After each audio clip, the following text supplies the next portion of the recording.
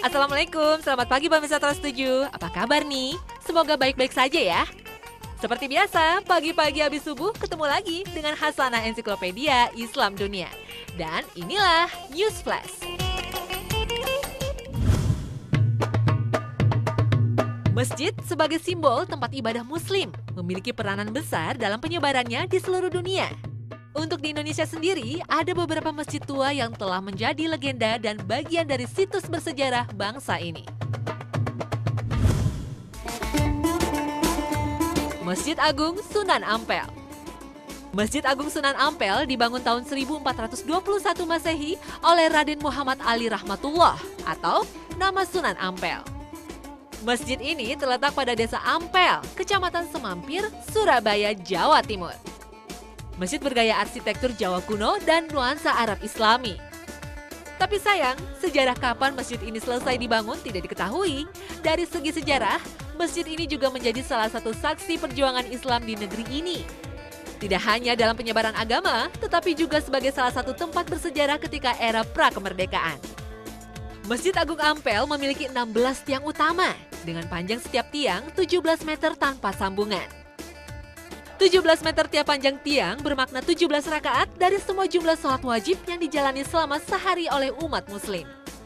Selama berdiri, masjid ini mengalami 4 kali pemugaran dan perluasan lahan. Dari 2.096 meter persegi sampai 4.065 meter persegi.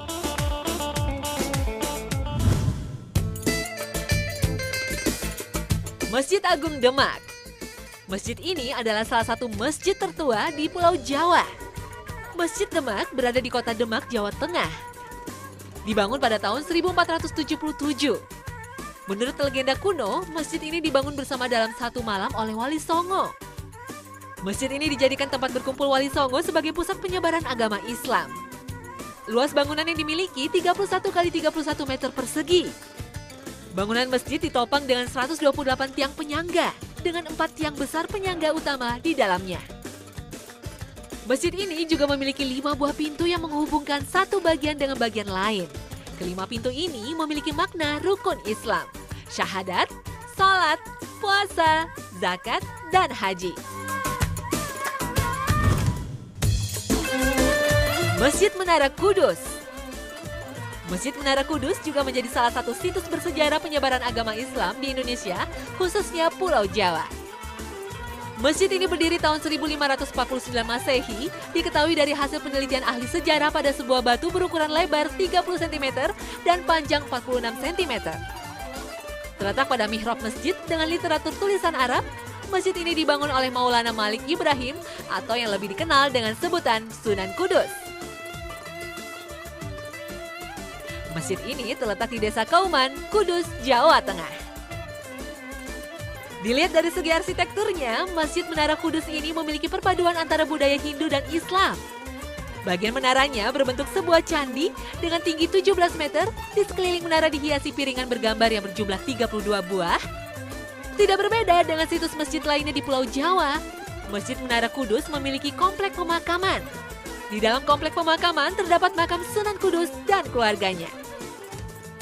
Selain di Pulau Jawa, ada pula beberapa masjid tua yang termasuk dalam kategori situs penyebaran agama Islam. Seperti Masjid Sultan Suryansyah di Kalimantan yang dibangun pada 1526 Masehi dan Masjid Tua Palopo yang berlokasi di kota Palopo, Sulawesi Selatan berdiri pada tahun 1604 Masehi. Ada baiknya memang selain mempelajari ilmu agama Islam, juga harus mengenang sejarah penyebaran dan perjuangannya di negeri tercinta. Dan pemirsa Hasanah, kami sajikan informasi berikutnya.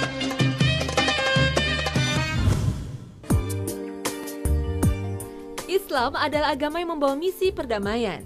Islam tidaklah seperti yang banyak dituduhkan oleh penganut Islamfobia disebarkan dengan kekerasan. Dan sejarah terbukti, setelah menaklukkan berbagai daerah di dunia, Khalifah Islam tak memaksakan penduduk setempat untuk memeluk agama Islam. Islam berkembang dengan kesadaran pemeluknya, dan Islam menjaga toleransi dengan pemeluk agama lainnya. Namun tak semua umat Islam bernasib baik hidup damai dengan keragaman pemeluk agama lain atau etnis lain. Mereka ditindas, dibantai, dan diusir dari tanah kelahirannya. Inilah kisah pilu yang diderita oleh umat Islam di berbagai belahan dunia.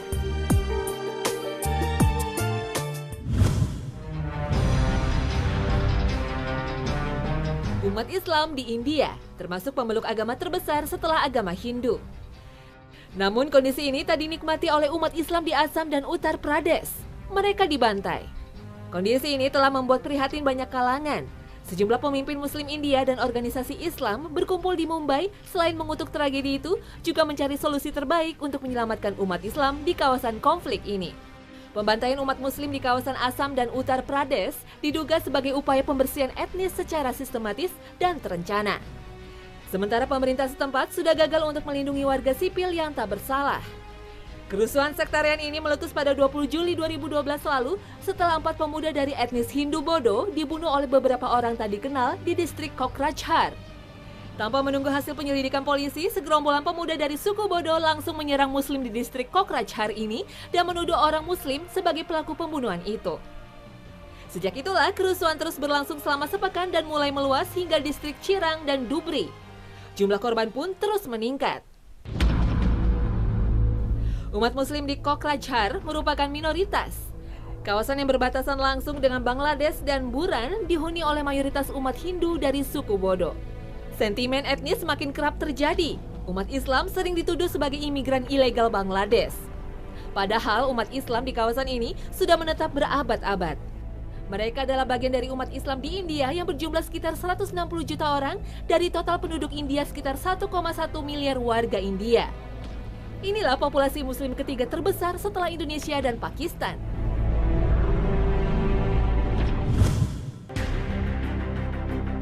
Penindasan umat Islam juga terjadi di Myanmar. Bahkan pemerintah Myanmar dituduh membiarkan tragedi berdarah ini. Myanmar adalah negara dengan mayoritas pemeluk agama Buddha. Agama Islam hanya dianut oleh sekitar 2% warga dari jumlah penduduk Myanmar sekitar 29 juta jiwa.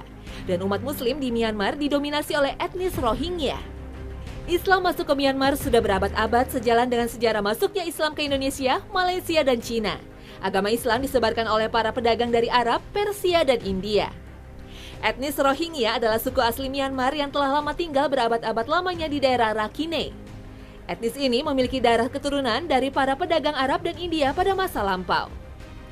Namun mereka sering mengalami penindasan dari penguasa, bahkan kejadian ini sudah berlangsung sejak abad ke-16 saat Myanmar dikuasai kerajaan Bayi Naung. Saat itu Raja Bayi Naung melarang menyembelih binatang dengan menyebut basmalah. Umat Islam juga dilarang untuk melaksanakan ibadah.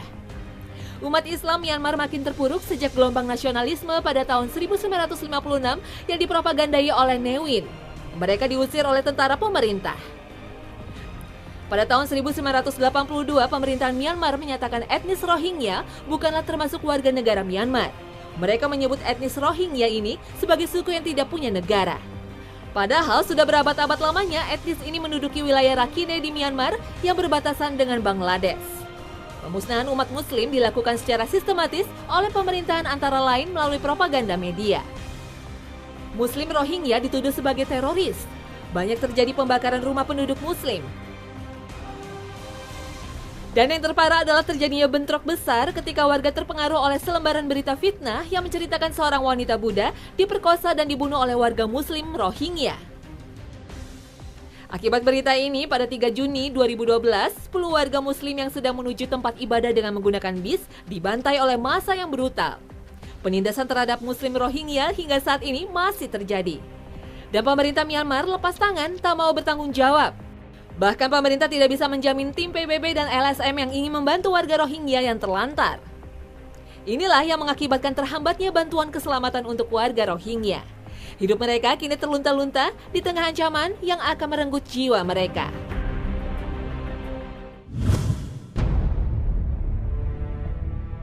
Penderitaan umat Islam dialami juga oleh Muslim Uighur di Cina. Etnis Uighur adalah suku minoritas di Cina. Mereka tinggal di wilayah Xinjiang di sebelah barat Laut Cina. Saat ini diperkirakan etnis Uighur berjumlah 8 juta jiwa. Di Cina, jumlah umat Islam diperkirakan mencapai 21 juta dari total penduduk Cina sekitar 1,4 miliar jiwa.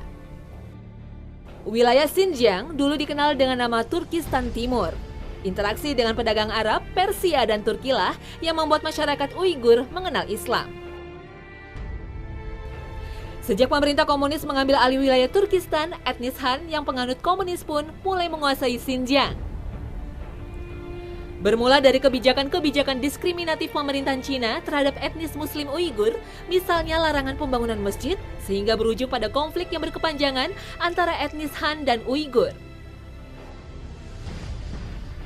Pada tahun 1990, pemerintah Cina mempelopori gerakan yang disebut Strike Hard, bertujuan mengurangi jumlah umat Muslim di Cina.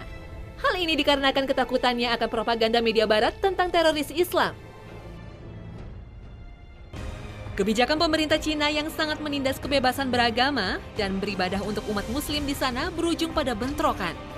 Bentrokan massal itu terjadi pada 5 Juli 2009 silam di Xinjiang. Awalnya pemerintah Cina hanya melarang membangun masjid. Lalu hal ini berlanjut pada pelarangan umat Muslim untuk melaksanakan ibadah puasa pada bulan Ramadan. Masyarakat Muslim dipaksa untuk tetap makan ketika puasa. Dan yang menolak makan diancam kehilangan pekerjaan. Tidak hanya itu, umat Muslim pun dilarang melaksanakan ibadah sholat taraweh dan dipersulit bila hendak menunaikan ibadah haji. Bermula dari unjuk rasa damai etnis Uighur akan kebijakan pemerintah yang membedakan etnis Uighur dan etnis Han. Unjuk rasa tersebut dibubarkan secara paksa dengan kekerasan. Hal ini pun berlanjut pada bentrokan besar yang mengakibatkan 1.700 orang terluka dan 197 kaum Muslim tewas di tangan aparat pemerintah Cina. Tidak hanya itu, pemerintah Cina juga menculik dan menahan 1.434 Muslim etnis Uighur yang diduga ikut serta dalam pemberontakan.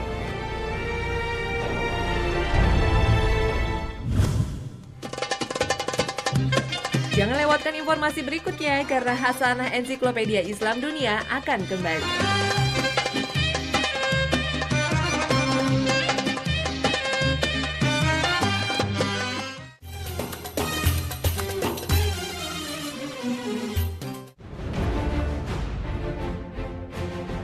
Palestina merupakan daratan luas yang dianggap suci bagi 3 agama, yakni Islam, Kristen, dan Yahudi. Disinilah terdapat kota Yerusalem yang diperebutkan oleh beberapa negara hingga menimbulkan konflik yang berkepanjangan. Bagi kaum Yahudi, Yerusalem merupakan tanah perjanjian yang terdapat dalam kitab suci mereka. Bagi umat Kristiani, kota ini dianggap sebagai tempat Kristus hidup dan menderita. Sedangkan bagi umat Islam, Yerusalem merupakan tanah suci ketiga setelah Mekah dan Madinah. Karena di sana terdapat Masjidil Aqsa sebagai titik tolak Rasulullah melakukan Mi'raj ke Sidratul Muntaha. Kini Yerusalem diklaim sebagai ibu kota dari Israel. Inilah pelanggaran Israel terhadap perjanjian damai yang dibuat bersama Organisasi Pembebasan Rakyat Palestina atau PLO. Pada 17 Januari 1997 keluarlah perjanjian Al-Khalil. Perjanjian ini menyatakan bahwa 20% wilayah Al-Khalil dikuasai oleh Israel dan sisanya oleh Palestina. Namun pada 23 Oktober 1998, perjanjian kedua dibuat. Isinya, Palestina menyerahkan sebagian wilayah tepi barat kepada Israel.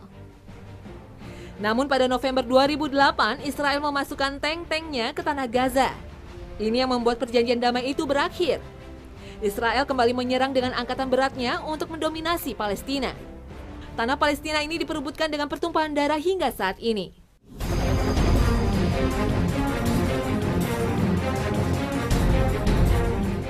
Lebih dari 2000 tahun silam, kaum Yahudi yang kini menjadi bangsa Israel telah pergi ke penjuru dunia untuk mencari tempat tinggal bagi kaumnya. Bangsa Yahudi ini dihukum Allah karena telah ingkar pada perintah Allah.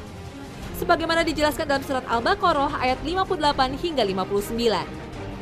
Orang-orang Yahudi diperintahkan oleh Allah untuk masuk dan berlindung di Baitul Maqdis yang waktu itu dikenal oleh orang Yahudi sebagai Yerusalem Lama. Namun karena keingkarannya kepada Allah SWT dan Nabi serta Rasulnya, selama berpuluh-puluh tahun bangsa Yahudi terlantar di tanah Tih atau hamparan padang pasir yang tidak jelas di mana tempat tinggalnya. Seorang Yahudi bernama Theodor Herzl mencetuskan berdirinya negara Yahudi dalam bukunya Der Judestaat dengan mendirikan gerakan Zionis. Mereka kemudian mengklaim Palestina sebagai negara yang sudah dijanjikan untuk mereka. Secara paksa mereka menguasai tanah Palestina dan mendirikan negara. Sejak berdirinya negara Israel 14 Mei 1948, pertumpahan darah antara warga Muslim Palestina dan Israel terus terjadi hingga saat ini. Israel telah mengusir kaum Muslim Palestina dari tanahnya sendiri. Mereka mencaplok puluhan kota dan ratusan desa di Palestina. Mereka merampas hak milik rakyat Palestina dan membunuh ribuan Muslim Palestina. Warga Palestina terpaksa meninggalkan negerinya dan tinggal di kamp pengungsian. Pada 23 Juni 2012, Israel melancarkan serangan udara dan menyerang pemukiman warga Palestina di wilayah Gaza. Tercatat seorang warga Palestina menjadi korban dan meninggal pada tragedi ini.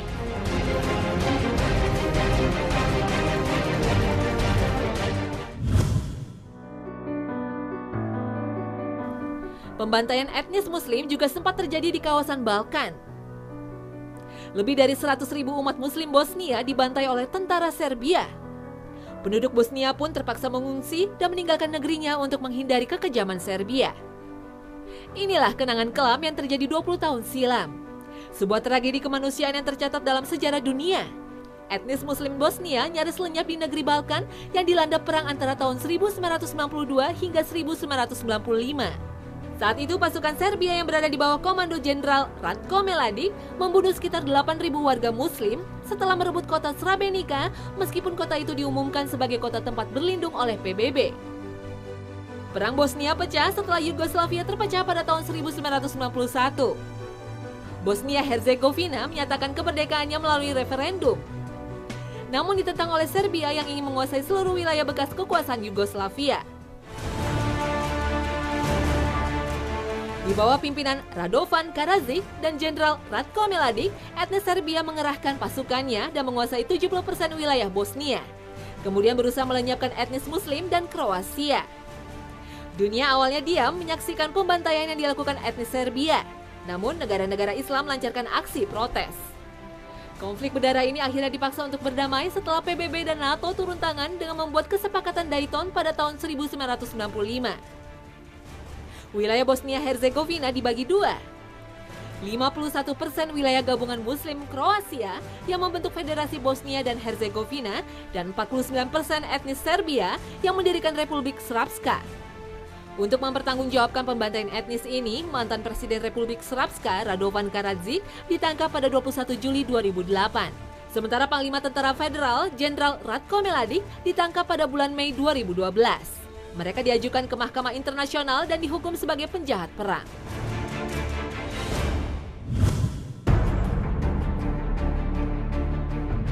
Pecahnya negara Yugoslavia membuka peluang bagi Serbia untuk menginvasi bekas negara bagian dari Yugoslavia. Setelah Yugoslavia mengalami kehancuran, 5 negara menyatakan kemerdekaannya, yaitu Slovenia, Kroasia, Bosnia, Herzegovina, Serbia, dan Makedonia. Namun, nasib Kosovo tidak seberuntung negara tetangganya karena masih di bawah kekuasaan Serbia. Karena itu, Muslim Albania di Kosovo berjuang untuk memisahkan diri dari Serbia. Namun pada tahun 1990, Serbia menyerbu Kosovo untuk membungkam tuntutan merdeka warga Kosovo. Bahkan mereka membantai ribuan etnis Albania. Dalam perang tahun 1998 hingga 1999, tentara Serbia yang dipimpin Slobodan Milosevic membantai tak kurang dari 10.000 etnis Albania. Benih-benih kebencian etnis Serbia terhadap etnis Albania sudah terpendam lama. Dan memuncak pada saat Perang Dunia Kedua meletus, etnis Serbia banyak yang tersingkir karena kedatangan etnis Albania di Kosovo. Pada saat Kosovo menjadi bagian dari negara federal Yugoslavia, Presiden Josef Broz Tito mendesak etnis Serbia menyingkir dari Kosovo. Sejak itulah etnis Albania menjadi warga mayoritas di Kosovo. Inilah yang menjadi dendam Serbia. Tentara Serbia berusaha menguasai Kosovo dengan mengusir dan membantai etnis Albania yang beragama Islam. Kekejaman tentara Serbia baru terhenti setelah NATO mengusir Serbia lewat serangan udara selama 78 hari. Pada tahun 2001, Presiden Serbia Slobodan Milosevic ditangkap dan dijatuhkan hukuman oleh PBB karena terbukti melakukan kejahatan perang membantai etnis Albania. Perjuangan kemerdekaan Kosovo akhirnya mendapat dukungan hampir sepertiga negara Uni Eropa dan Amerika Serikat yang menyatakan kemerdekaannya pada 17 Februari 2008.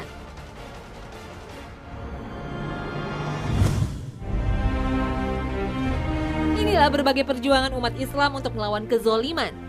Umat Islam di berbagai belahan dunia hukumnya wajib untuk menolong mereka, baik dengan bantuan harta maupun diplomasi politik. Inilah wujud ukhuwah Islamiyah atau persaudaraan sesama muslim, sebagaimana Rasulullah menganggap muslim dengan muslim lainnya. Ibarat satu tubuh, jika salah satu anggota tubuh tersakiti, maka seluruh tubuh akan merasakan sakit. Jika penyelesaian damai tak juga bisa ditempuh, maka menurut hukum syariat, berperang bisa dijadikan pilihan yang diprioritaskan bagi negara-negara muslim yang memiliki kemampuan pasukan tempur. Inilah jihad, seperti yang disebutkan dalam Al-Quran.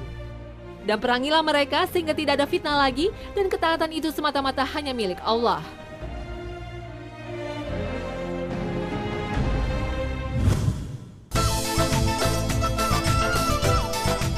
Nah pemirsa, inilah akhir kebersamaan kita dalam Hasanah pagi ini.